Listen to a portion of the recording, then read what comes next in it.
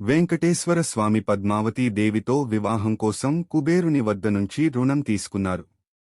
తిరుపతిలో భక్తుల సమర్పణలు ఈ దివ్య రుణాన్ని తీర్చడానికి సహాయపడతాయని నమ్మకం. ఇప్పటికీ పెరుగుతున్న జుట్టు.